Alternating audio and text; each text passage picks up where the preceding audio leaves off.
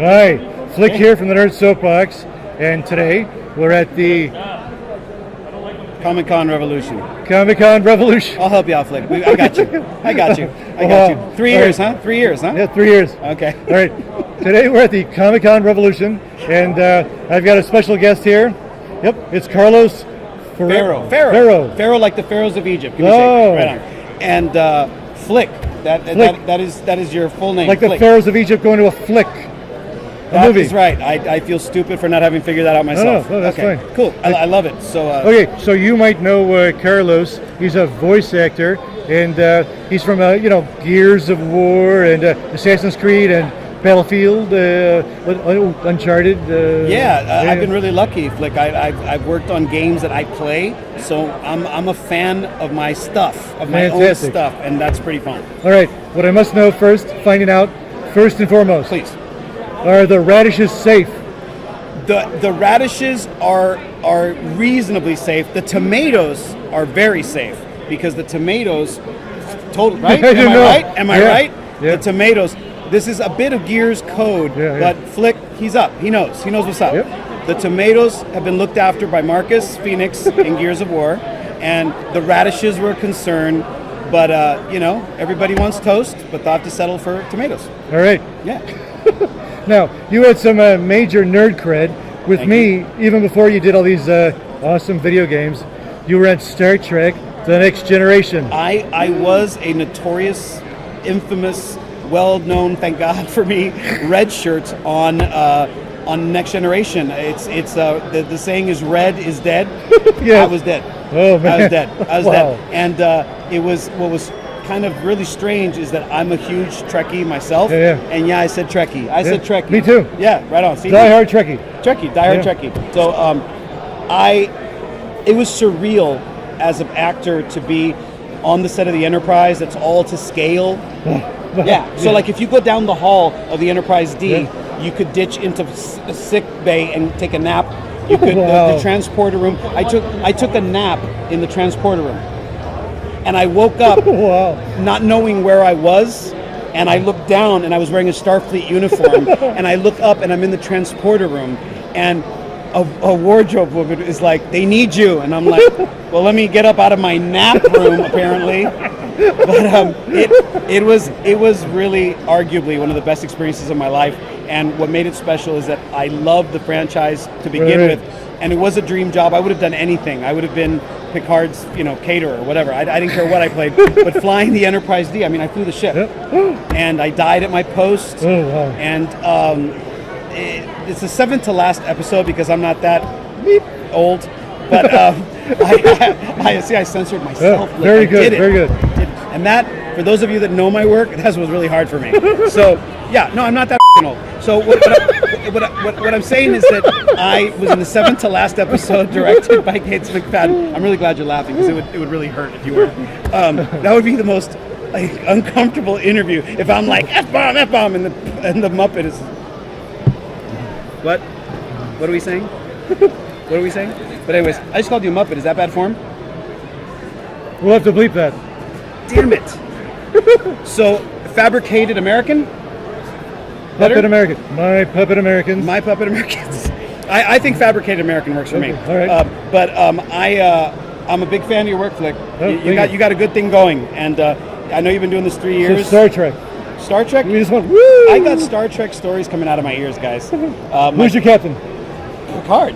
Always Picard. He's All right, interview's done. See you later. Oh, you're a Kirk guy.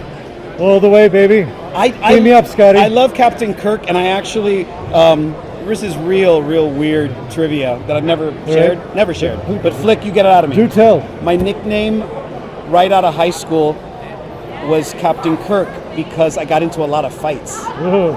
And the fights were always really hairy and sketchy. And And that was my best friend, Hold Angel. on. You do one of these. Yes. Yes, exactly. So I was always a Kirk guy until literally and metaphorically Picard is my captain. Like I was on the crew. So, when you've got in the Encyclopedia of Star Trek, there's a bio for my guy, for Ensign Dern, and it says like what year I graduated Starfleet. That's insane. I love that. And that's crazy for me because I'm I'm so such jealous. a junkie. And like says like when I was in San Francisco at Starfleet, I was born and raised in San Francisco, so my Wow. brain is like, you know, like yeah, exactly. That's so cool. So yeah, no, it was a very cool experience, and arguably, again, I keep saying arguably, everything Right. that has happened good in my life in Yeah. terms of work, kind of all started with that bridge, which with me Wow. having this practical experience with really wonderful actors, All right. and now being at conventions like this, it's weird to have a meal or a chit chat with Marina and Michael Dorn, who I used to only know before I did the show Right. as the Klingon and the Beta Z. You Right, know? yeah. And now we sit and gossip about the conventions. Wow. So yeah, it's again, I could talk about it forever. All right. So when you're on the Enterprise, about to get, yeah. Yep. Were you thinking of, wow, so this is what I went to the actor studio and studied with Stella Adler for? That is, it's funny you should say that.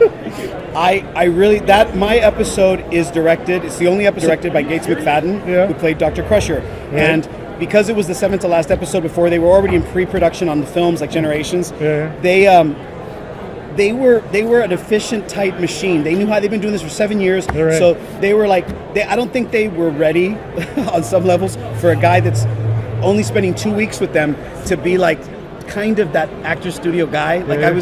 I was talking to Gates and she welcomed it, thank God. But I was kind of asking like, am I dying with my eyes open or my eyes closed? Because was I taken by surprise? Because if this was Worf, who Whoa. might have killed me. And by the way, spoiler. It was not on screen, but it is canon. It was Yeah. Worf who killed me.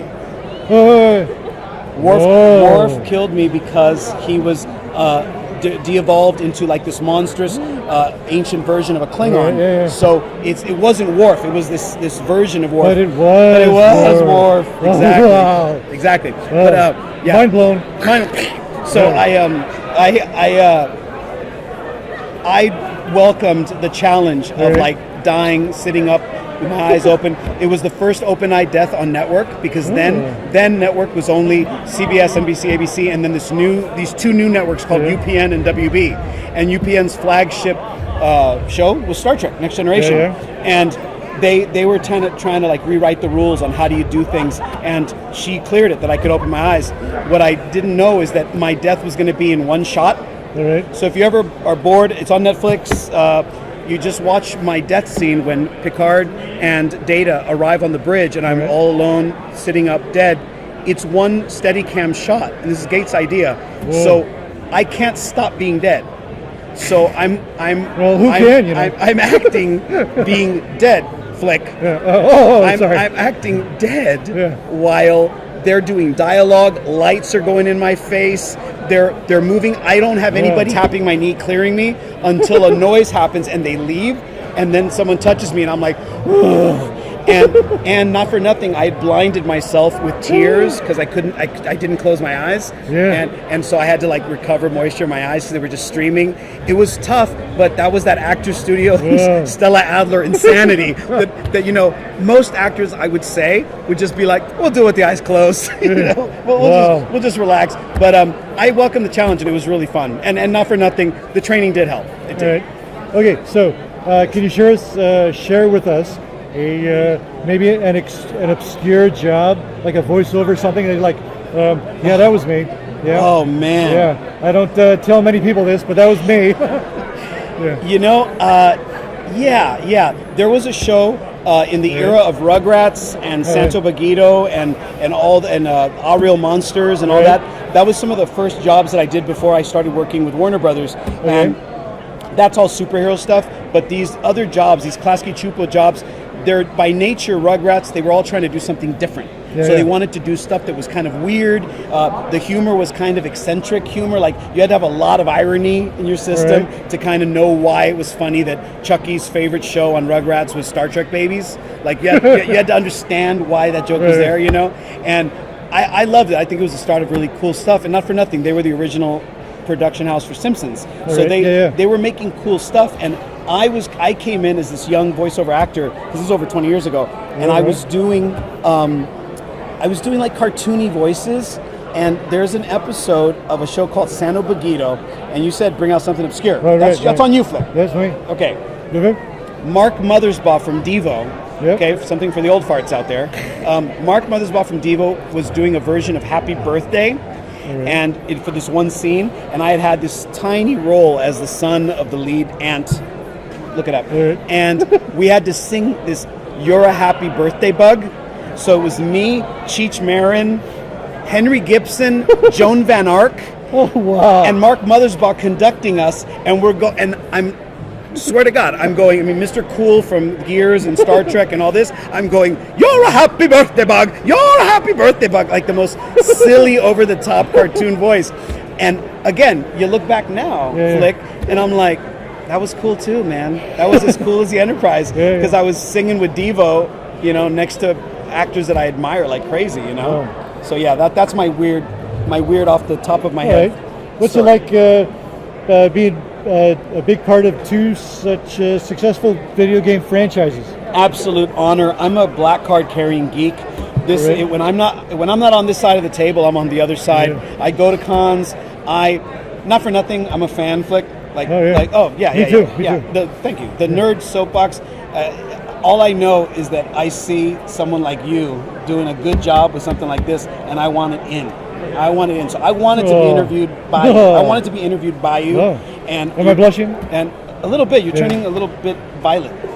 Little violet. So I being this big geek, being in franchises that people respond to, actors, we're an insecure lot. We do this because we want love and affirmation and approval. And 10 years playing two characters that one's Leonardo da Vinci, that's so different from this badass Dom Santiago. It's a real honor and a privilege to even have the opportunity to do it for so long and to have people respond to it. And be answering questions at a convention about it. I mean, it feels really, really good, and I'm proud of it. Proud of it. That's the sincere answer. I'm proud of it. So I read somewhere you work with John Landis, Jerry Lewis, Harvey Firestein, Dudley Moore. I did.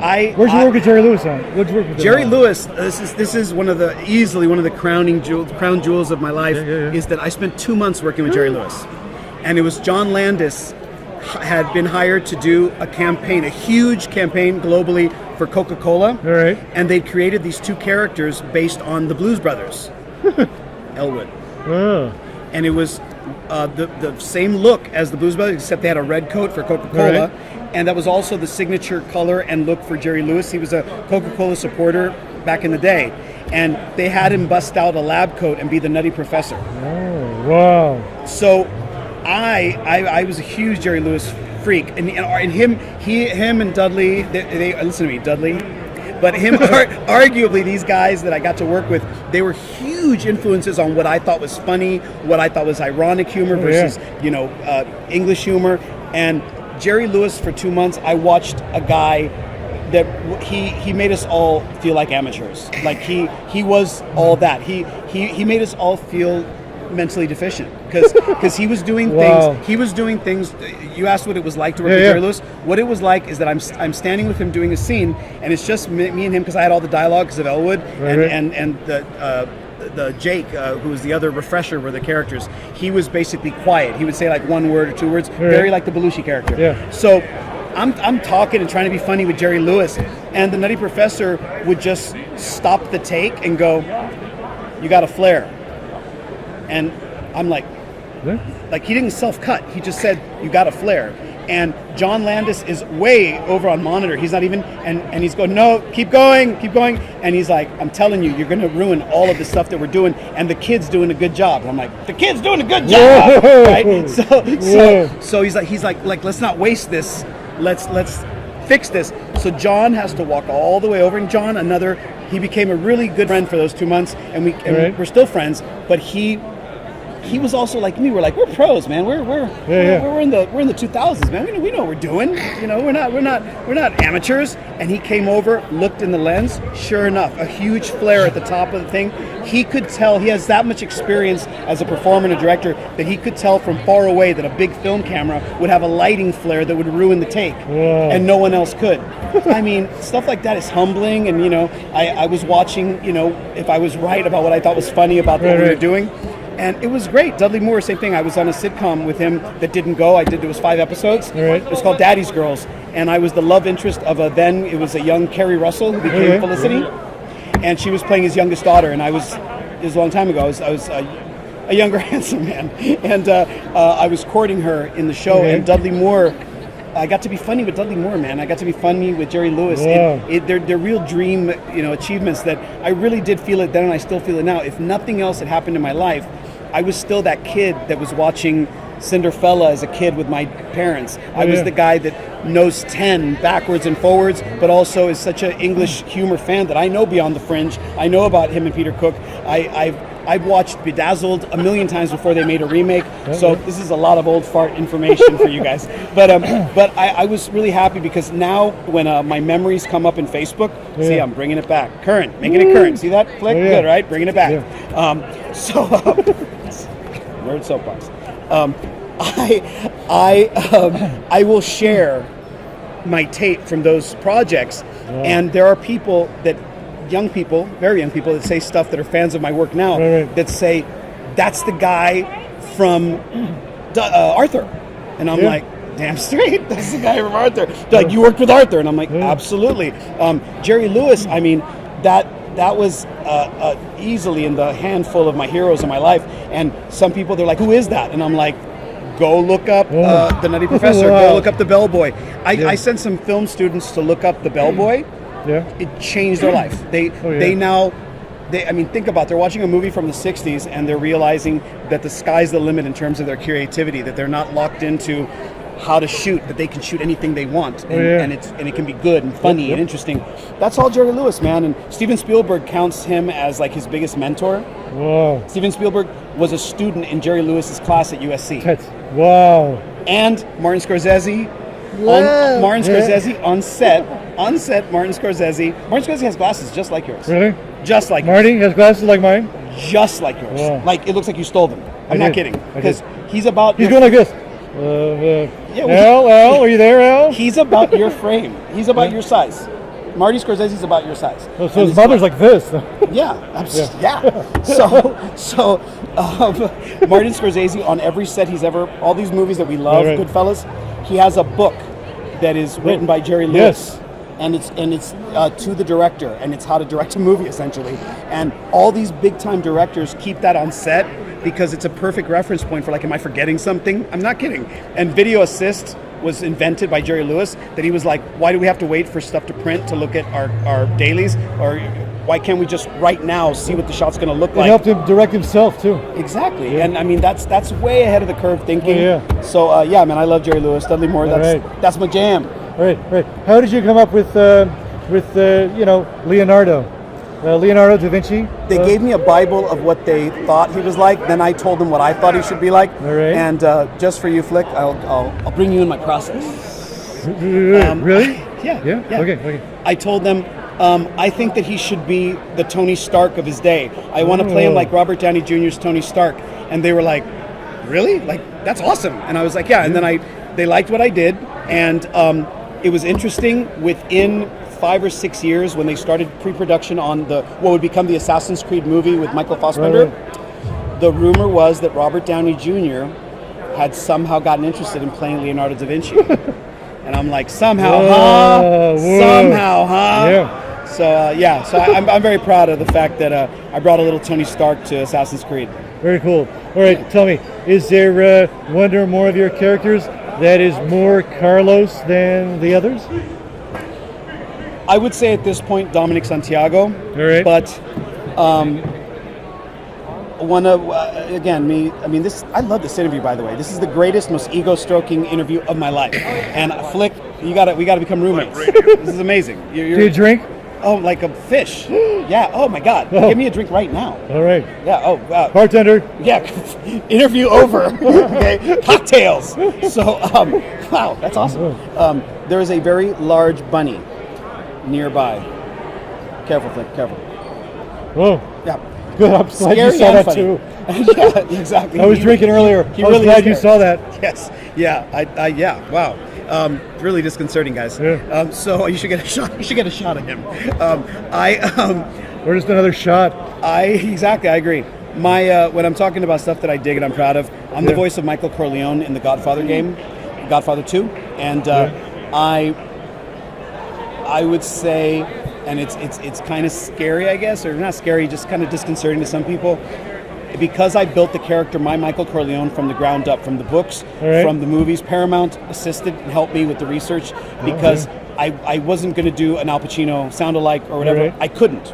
I couldn't. It was legally, I couldn't do him because he's the Gotcha. cinema guy. If you look at Wikipedia, it says Michael Corleone, the character, it says played by Al Pacino in films, Carlos Ferro in games. Whoa. So awesome, so awesome. Very and, cool. And I wanted to really do the work on it, and I found that it came very naturally to me to play Michael. There was so much from my own family, do with that what you will, that reminded me of the character. So it was really, it was easy to slip into that character, and a lot How's of Brother Fredo? I have a brother that we always tease that he's still around because I haven't sent him out on a boat, Man. But he's an older brother too to boot. But he's a wonderful guy. That's a total joke. But I do come from three brothers and a sister, Right. and we've had all these jokes, and the movies have been a big deal to the family. So by the time I got to play the character, I was like, I gotta really do him justice, and I found out what I was doing was this really kind of terrible version of me, this conflicted version of being a really good gangster and trying to reconcile that with being a really good family man. And That sounds good. I know, but not for nothing. That's actors. Yeah. Like actors, we're trying to reconcile the kind of gangstery version of staying Right. afloat, and we're also trying to be decent people and bring truth to what we do. And so there's a lot of me in my Michael.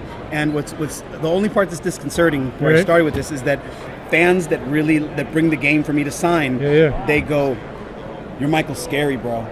Scary, bro." And I'm like, "Stop. Al Pacino's is pretty scary. Sorry, pretty scary." And Al Pacino's is pretty scary. See, that was for editing. Al Pacino's is scary, and they're like, "Nah, yours is scarier." And then I played through again, and it's kind of a crazy game to navigate as a story. But I've seen all the stuff that I did, and yeah, my Michael Corleone is a lot less merciful. Wow. And my big show off, since this is called the Carlos Ferro show off segment of the program, my favorite experience from that, it's funny, right? Is my favorite experience from the Godfather game that goes with my trifecta of John Landis and Jerry Lewis and Dudley Moore is I got to act with Robert Duvall because he reprised Tom Hagen in the game, Wow. and we were on a patch to Arizona. And so Wow. he listened to me say, "I don't have to get rid of everybody, just my enemies." Yeah. Okay, and I got to hear in my headset Robert Duvall say, "Do you have to wipe them all out?" And it was totally different than in the movie because he was talking to me, Wow. And I'm like, wow, like I would love to go back and tell 12-year-old me from San Francisco that I'm going to live in LA for 20 plus years, but at one point I'll be Michael opposite Tom Hagen. That was awesome. So, What's your favorite character to voice? Dominic Santiago in a waltz. And I've worked on Scooby-Doo and a bunch of fun stuff, but I love Dom. All right. What's John DiMaggio like to work with? John DiMaggio is Mel Blanc. For those of you that know who Mel Blanc was, Mel Blanc was the greatest there ever was, and there's plenty of proof about that. And John DiMaggio, I've always said, we've been friends for like 20 years. I've had the same agent for almost as long. Some of my first voiceover jobs were opposite John, and we've really done a lot together. And I'll tell you, I always saw it. He's Mel Blanc level. He's like a virtuoso. He's crazy talented. Like one of my favorite John stories is we were at E3, one of the conventions for video games, and we went into this bar that was one of the parties for one of the video games. Not one we're in, mind you, just like Bethesda's party, a company that does like Elder Scrolls or whatever. And we go to this bar on Sunset, and they've got karaoke. And I've just told you how great I think John is. and I see him go, oh man, I'm going to sing a song. First of Whoa. all, who does that? Who really does that? I mean, I don't have a lot of friends that go, oh, they're singing? I want to sing. You know what I mean? I love singing. So, well, great. I love singing too, but not in front of a room full of people, okay? So he goes up there, has a whisper with the guy, and I watched John DiMaggio start, me and Mrs. Jones, and he does the song, he belts it like he's the original recording. Well, not for nothing, me and Mrs. Jones is also a really long song. So, like, I was like, John, really? Like, like, really? You bleep that. So he sang the whole song, but again, I said he's crazy talented. Oh, yeah. I was the only one complaining because I wanted to get to the bar. I wanted to drink. But he sang the whole song. It was wonderful. And John's, you know, people bandy about amazing. Everyone's amazing or a genius. But John is the real thing. And that's my highest compliment that I could give another actor, whether I know him or not. John's the real thing. John's up there with all these people that we're being like, isn't it great I talked to Robert Duvall? Well, that's John DiMaggio. I'm really fortunate that I've gotten to play opposite him. All right. Do you have a favorite line in a game you could share with us? Well, not if I can't curse. Yeah, you can. Go ahead. Sup, bitches? Shit, yeah. Marcus, take cover. That's Dom.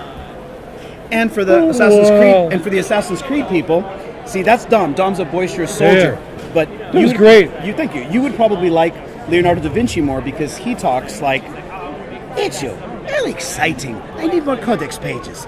And he has an accent. He's from a different part of the world, different time, and he's very sweet and is kind of in love with the hero. And you know, Dom's very different. He's like, so yeah, that's there's a little Wow. there's a little of that. All right. What's next for you? Dinner? I drink Drinking? for you. Oh, Yeah. thank you. Open bar. I thought you forgot. Hell no. I will forget everything but going to the bar, friends. I mean, do you know that, not for nothing, as much as I like your company, right. the second that you mentioned booze, Yeah. I've been looking around, and I'm sure the camera's picking it up. I've been like, where is a bar? Like there's a bar. Is there a bar? Because I need a bar. So Where's yeah. the waitress? Yeah, exactly. We're big shots. We can get this sorted. So what's next for me is like always stuff that I can't talk about because All I'm right. under non-disclosure. Whisper to me.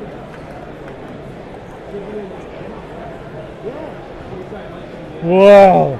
So I hope you guys like Call of Duty. Oh no! So Are you on social media? I am on social media. Real Carlos Ferro Instagram, Real Carlos Ferro, just Real Carlos Ferro Instagram, Real Carlos Ferro Twitter, and I got in early on Facebook, Carlos Ferro, just the original Earl, and yeah, come find me. I will warn everybody. All right. It's a good thing that you got the name The Nerd Soapbox. All right. Because that should be the name of my page. Oh. Because although I would think I'd lean into the geek soapbox, right. because I was more into superheroes than math, but Okay. whatever that means. But I really talk about all these passions that are in this room. That's my life, and with the exception of my cat, because I adore my cat, I'm always talking about what I'm passionate about. I mean, Infinity War. Did you see it? No. You haven't seen Infinity War No, yet? I haven't seen it. No spoilers. Oh no spoilers. No spoilers. But I mean, at this point, you must have been skating Actually, around spoilers, right? I have heard nothing. Oh, that's Yeah. so good. Yeah. That's so good. Okay, Going in clean. Okay, well I'll tell you. Well, go in clean, but don't go in clean, booze wise. Okay. Drink first. Oh, okay. I Okay. highly recommend 2 cocktails at least before Infinity War. Do not all see right. it sober. I that goes for all of you. Drink. 12, start drinking. All right. 13, maybe stop drinking so much, but you know, get into it. All right. Yeah. And, okay. And well, the Dom Father, Hey, I like that anybody that knows I'm the Dom Father makes me happy. So let's. DJ name, right? It's my DJ name, but it's actually a nickname that was given to me. What kind of music are you into? What know- kind of music do you spin? Well, here's the thing. In order here, this almost reads like a disclaimer, but it Right. is. I'm a vinyl DJ. In 2018, I still spin vinyl, and there's a dancing porg close by. All right, a giant dancing porg. Better get a picture of that too. They're delicious. So they are too fatty. Tastes like chicken. Tastes like chicken. It's true. So when I DJ, I play. I still get vinyl and files of stuff that I like now. right. But I'm DJing a show on the 22nd in Palm Springs. It'll be on my social media, right. but I rarely do it. I DJ like once every couple of years, but it tends to be a big show, and I do it because I love doing it for this crowd. It's usually the rave or the party night. Like this is the launch party on a Friday, and it's a long set. And I'm playing stuff from the late 80s, 90s, 2000s, and and I throw in stuff that's fun for people that are fans of my work. Or Flick, porg. There's the biggest porg we've ever seen. Here's Star Wars chicken. Here's Star Wars chicken. I like that. Star Wars chicken. I really like Star Wars chicken. I have felt bad for those porgs up until Flick said, here's Star Wars chicken. That's stolen. I will be saying that tonight on social media. So anyway, I DJ records, man, and I actually open my set usually with Do you scratch? I can, but I don't. Yeah. I do when I have an itch. I go like this. Nicely done. Yeah, no, I find that it can be that wiki can be fun to watch, but it can also become tiresome very quickly. And it messes up your records. Yeah, well, not really. It doesn't. Oh, it doesn't? It doesn't at all. Oh. But You see this? You go, yeah, boy. No, but I Do definitely you do it with your hand? I do actually do on the mic every now and again. If inspired, I will do lines from the games that people recognize. There's projections from my stuff that I work on. If you're into Star Wars, Star Trek, and all that sort of thing, you'll be pleasantly surprised with what I do with music. Star Wars chickens? With Star Wars chickens. In Wow. fact, I need to sell Star Wars chickens. I need to feed people Star Wars chickens. Star Wars chicken wings. Buffalo. We're onto something, Flick. I think we're onto something. Tasty. All right. Well, I go research this Star Wars chicken bit. Let's see who else you can find at the Ontario Comic Con. On Revolution. It's a revolution. It is.